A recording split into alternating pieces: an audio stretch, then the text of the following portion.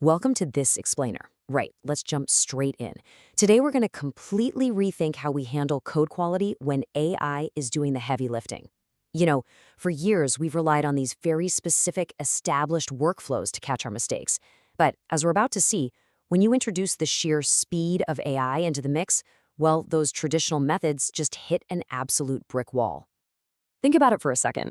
What actually happens when AI writes architectural violations faster than humans can review them?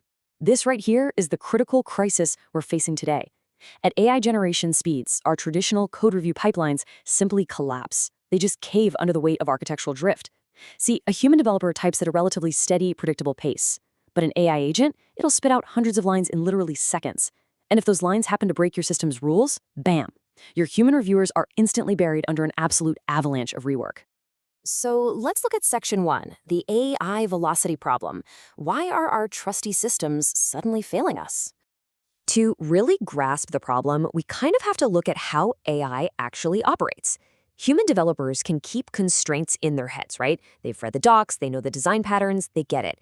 But in AI, it's a bit like a brilliant Michelin star chef who constantly forgets your food allergies. It literally doesn't know your rules unless they are actively injected right into its active context window. It's not being malicious, it just entirely lacks the information when it starts generating. And honestly, this brilliantly illustrates the structural math problem we are up against. You simply cannot add enough human reviewers to keep pace with an AI that's constantly drawing from a constraint-free environment. Think about what happens when a mistake gets caught in review. The AI's context for its next task doesn't just magically update itself. No, it makes the exact same mistake again. And that architectural drift, it just compounds exponentially. It's a losing battle. Moving on to Section 2, shaping versus reacting. It's definitely time to change our whole posture here. To actually fix this, we need to shift to something called governance before generation. Basically, this means we're moving the enforcement point way upstream. Instead of just sitting around waiting for a human review, your architectural constraints are evaluated and injected into the AI's context window at the exact moment of intent, meaning right before it generates even a single line of code. The stark contrast here is pretty wild when you look at shaping an outcome versus just reacting to a mistake. Pre-generation enforcement actually influences what the AI proposes from the very start. Post-generation methods, like your standard pull request checks, well, they just evaluate a proposal that is already flawed. All that does is build up a massive, soul-crushing rework queue for your developers to clean up.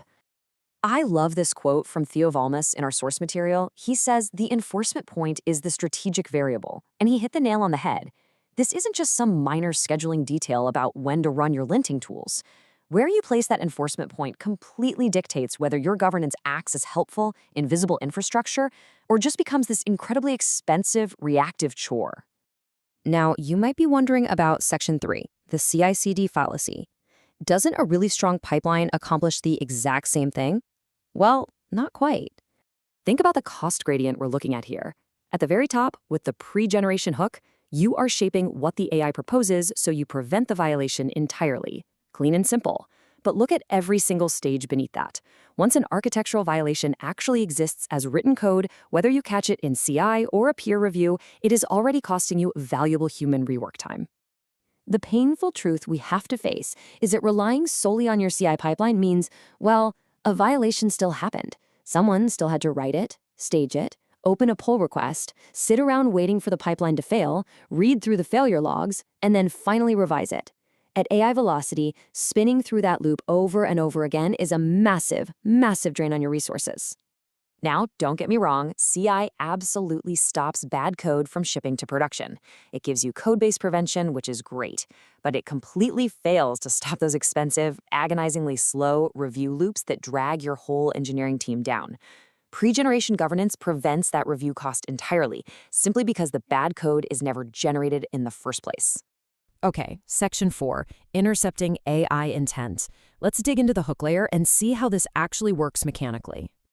Across the software development lifecycle, we generally have 5 main checkpoints. But notice this absolutely crucial split here. Only the first two, the IDE context and the pre-tool hook, actually fire before the agent writes anything. Everything else, the CI, the merge, the audit, all of that is just reacting to output that already exists. So, In practice, how do we intercept that intent? We use a hook layer positioned right smack between the agent's runtime and the tool execution. When the AI agent basically raises its hand and declares its intent to write a file, the hook fires and intercepts it right there. The system then retrieves your specific architectural rules and injects them directly into the environment. So when the agent finally writes, it does so with full, crystal clear constraints context. Let's ground this with a real-world example. If you look at an AI assistant like Claude Code, the pre-tool use hook acts as this exact pre-flight interception.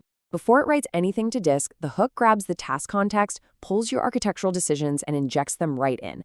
It literally guarantees the AI knows the rules before it even drafts a proposal. It's a total game changer.